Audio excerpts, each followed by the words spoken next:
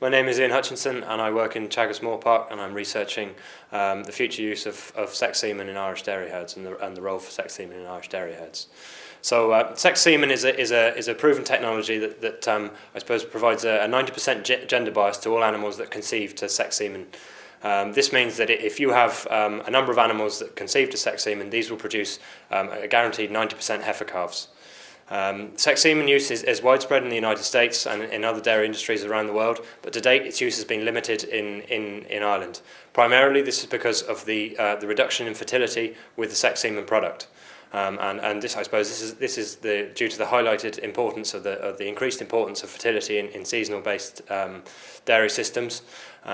Recent data, however, from New Zealand has shown that there is a benefit to using fresh sex semen in terms of the fertility. The losses are significantly less than those when using frozen sex semen as used in the United States.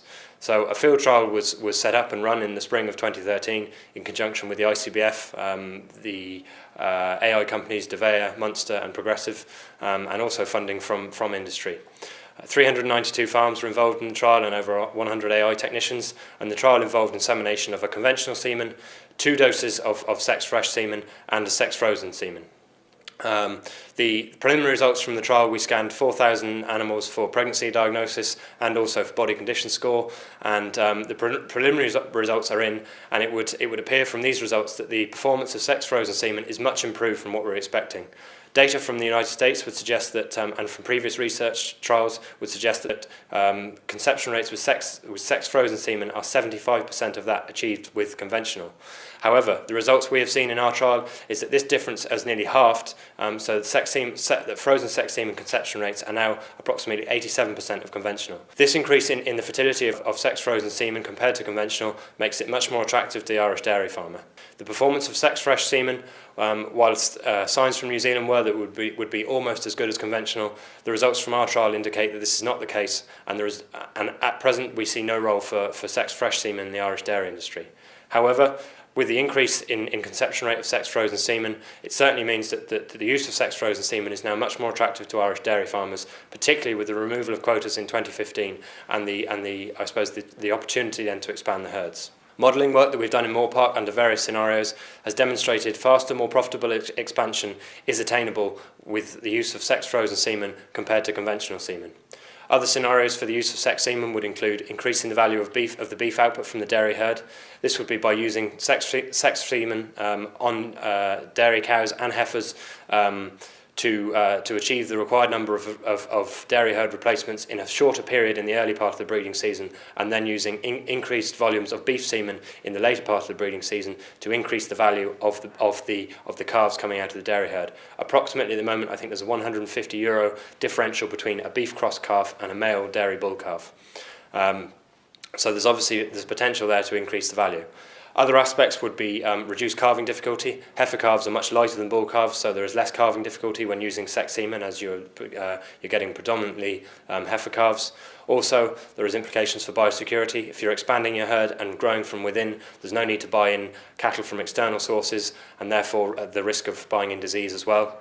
Additional benefits could be opening the door to more farmers who would be interested in crossbreeding but haven't previously used Jersey sires for the I suppose the lack of value in the dairy cross in the Jersey cross bull calf. As the bull calf is pretty much taken out of the equation now, this may prove that crossbreeding is more attractive to more farmers. Finally, the use of sex semen to improve and gain greater benefits and the ease of heifer rearing by having all dairy replacement heifers born in the early part of the breeding season or the early part of the calving season to sex semen. You're concentrating the birth of heifer calves. Heifers that are older and are better grown at the time of breeding the next year are more likely to go in calf and have been shown to have improved lifetime productivity and profitability. Therefore, the sex semen may concentrate heifer calf births and lead on to more profitable heifers year after year after year, and kind of leading into a bit of a snowball effect. So to summarise, the results from the trial that involved both dairy cow inseminations on both dairy cows and heifers were extremely promising for the future use of sex frozen semen in Ireland. The use of sex frozen semen over sex fresh also has beneficial implications in terms of the ease of logistics and the use of sex semen for DIY farmers, as well as farmers that would use the technician service. Finally, I suppose, as I've outlined there are multiple scenarios that would benefit from the use of sex semen, and I feel that sex semen has the potential to add significant value both at farm and wider industry level.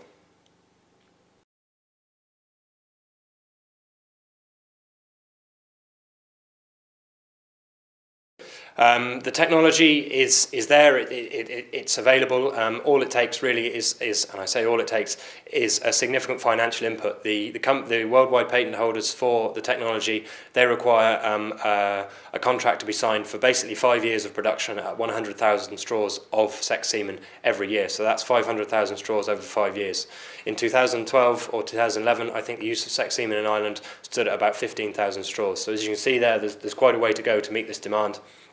And the money obviously required for this contract is required up front. So it's a significant investment and quite a lot of risk for the companies involved. And really it's down to the AI companies then to bring in this. So I suppose it'll probably take a bit of industry funding from other interested parties. For example, the meat processors, the milk processors that would stand to gain from the sex semen technology may be likely to come in and assist with the funding and the implications and the risk of the project. But it's really there's no barrier in terms of the technology, in terms of getting it here. It's just the commercial reality of taking on such a sizable contract.